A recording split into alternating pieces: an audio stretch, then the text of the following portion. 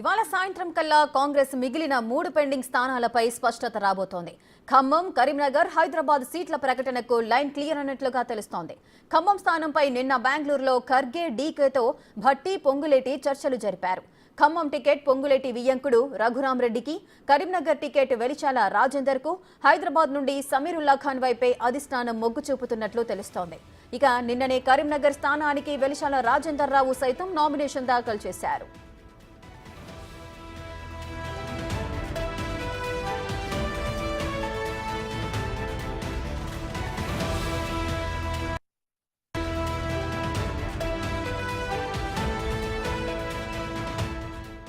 ఇప్పటికే ఖమ్మం కాంగ్రెస్ ఎంపీ అభ్యర్థిగా రఘురామిరెడ్డి నామినేషన్ దాఖలు చేశారు. ఆయన అనుచరులు వెళ్లి నామినేషన్ పత్రాలను సమర్పించారు. జిల్లా కలెక్టరేట్లో ఎన్నికల అధికారికి 2 సెట్ల నామినేషన్లు దాఖలు చేశారు. అయితే అధికారికంగా ఇంతవరకు అభ్యర్థులను ఖరారు చేయలేదు. అయినప్పటికీ టికెట్ దక్కుతుందనే ఆశాభావంతో నామినేషన్ వేసినట్లు అనుచరులు చెబుతున్నారు.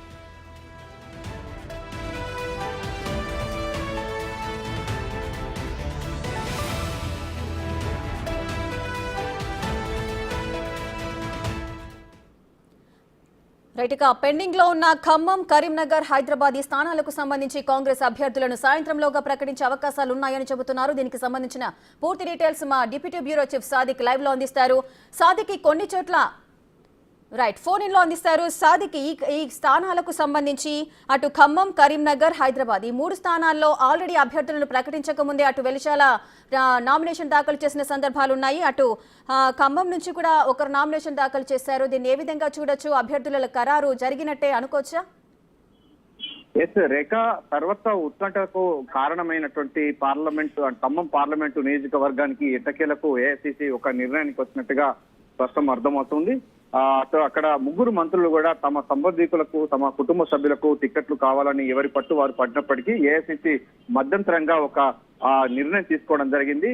కాంగ్రెస్ పార్టీ సీనియర్ నాయకులు అయినటువంటి మాటలు అందరినీ కూడా పనిలో తీసుకున్న తర్వాత రామ్ సహాయం రఘురాం రెడ్డికి టికెట్ ఇవ్వాలని కూడా ఏఐసిసి నిర్ణయించినట్టుగా మనకు తాజాగా అందుతున్న సమాచారం. ఇప్పటికే ఆయన యొక్క నామినేషన్లు 2 సెట్లను కూడా దాఖలు చేస్తున్నారు. సో రామసాయం రఘురాం రెడ్డికి కాంగ్రెస్ పార్టీ పార్లమెంట్ అభ్యర్థి, ఖమ్మం పార్లమెంట్ అభ్యర్థిగా నామినేషన్ దాదాపు ఖరారైపోయింది. ఆయన పేరు సాయంత్రం ప్రకటించే అవకాశం ఉంది. అయితే మొదటి నుంచి కూడా పొంగులేటి శ్రీనివాస్ రెడ్డి తన తమ్ముడు ప్రసాద్ రెడ్డి కావాలని పట్టుబట్టడం జరిగింది. ఒకవేళ ఆయనకు కాకపోతే మాత్రం ఈ రామసాయం రఘురామరెడ్డికి టికెట్ ఇవ్వాలని ప్రపోజల్ పెట్టడం జరిగింది. అంతేకాకుండా డిప్యూటీ సీఎం గా బట్టి విక్రమార్క సతీమణి నందినికి టికెట్ ఇవ్వాలి, ఒకవేళ ఆమె కాకపోతే రాయల నాగేశ్వరరావుకి ఇవ్వాలని కూడా ఆయన కూడా పట్టుబట్టడం జరిగింది. సో నిన్న జరిగినటువంటి సమావేశం అంటే బెంగళూరు వేదికగా ఈ యొక్క సీట్ల సంబంధించిన అంశాల్లో చర్చ జరిగింది.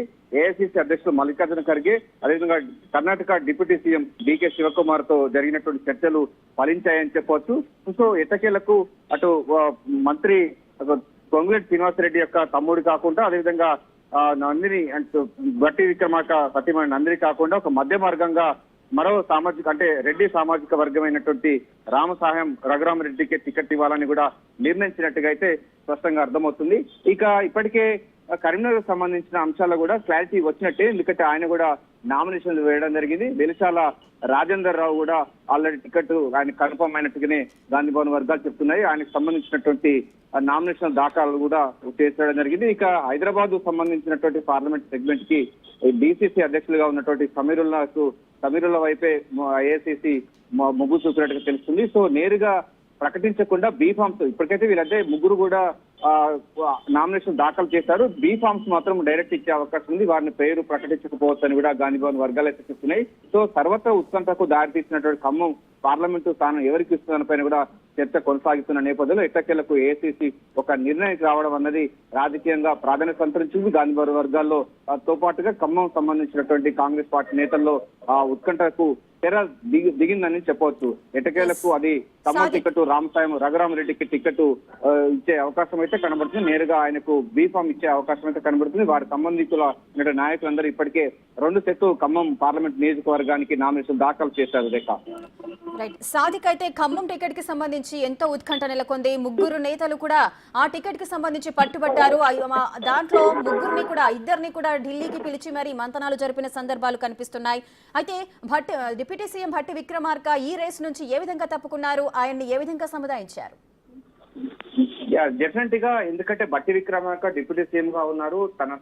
ఆయన సతీమణి నందినికి ఇవ్వాలని ఆయనకు బాగా డిమాండ్ కూడా చేశాడు. ఒక దశలో బాగా కూడా ఈ అంశం పైన పట్టుబడడం జరిగింది. ఏఐసిసి వర్గాలకు కూడా కన్విన్స్ చేసే ప్రయత్నం చేశారు. ఒకవేళ నందినికి, ఎందుకంటే కుటుంబ సభ్యులు ఇప్పటికే మల్లు రవికి, తన సోదరుడు మల్లు రవికి నాటనూరు టికెట్ ఇచ్చారు. మళ్ళీ నందినికి ఇచ్చే ఛాన్సెస్ లేదని కూడా ఏఐసిసి వర్గాలు చెప్పినట్టుగా సమాచారం ఉంది. సో ఆయన అందుకోసమే ఆయన మధ్య మార్గంగా రాయల్ నాగేశ్వరరావుకు, ఖమ్మ సామాజిక వర్గం ఒక బలమైన నాయకుడు, కాంగ్రెస్ పార్టీకి అత్యంత విధేయుడుగా ఉన్నటువంటి నాగేశ్వరరావుకు ఇవ్వాలని కూడా ఆయన ప్రతిపాదన పంపడం జరిగింది. సో సామాజిక సమీకరణలు, అదేవిధంగా అక్కడ పరిస్థితులు బట్టి పూర్తి స్థాయిలో అవగతం చేసుకున్నటువంటి తర్వాత, అదే సునీల్ కొనుగోలు ఇచ్చినటువంటి రిపోర్ట్ ఆధారంగా రామసాయం రఘురామరెడ్డికి టికెట్ ఇవ్వాలని కూడా పార్టీ నిర్ణయించినట్టు తెలుస్తుంది. సో బట్టికి కూడా ఇదే అంశం పైన చర్చించినట్టుగా అయితే స్పష్టంగా అర్థమవుతుంది రేఖ. ఎందుకంటే ఇప్పటికే తన సోదరుడైనటువంటి మల్లు రవికి నార్కల్ ఎంపీ టికెట్ ఇచ్చారు కనుక మళ్ళీ నందినికి టికెట్ ఇవ్వడం వల్ల కుటుంబంలో ముగ్గురు ఉంటారు కనుక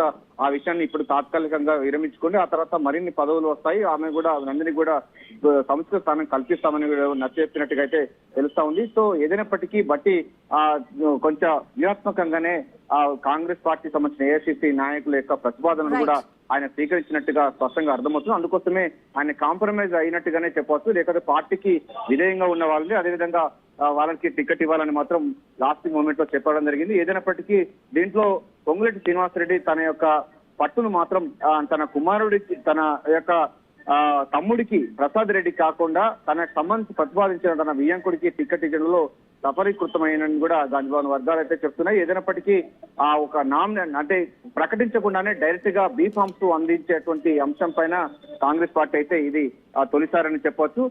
మరో 2 రోజులు మాత్రమే నామినేషన్ల పర్వం కొనసాగుతుంది. ఈ నెల 25 వరకే ఉంది. సో అంతకంటే ముందుగానే వీళ్ళందరూ నామినేషన్ వేశారు. డైరెక్ట్ గా బీ ఫామ్స్ వాళ్ళకి ఇచ్చేందుకు కూడా కాంగ్రెస్ పార్టీ వర్గాలు అయితే చూస్తున్నాయి. Thank you so much. Thanks for the details.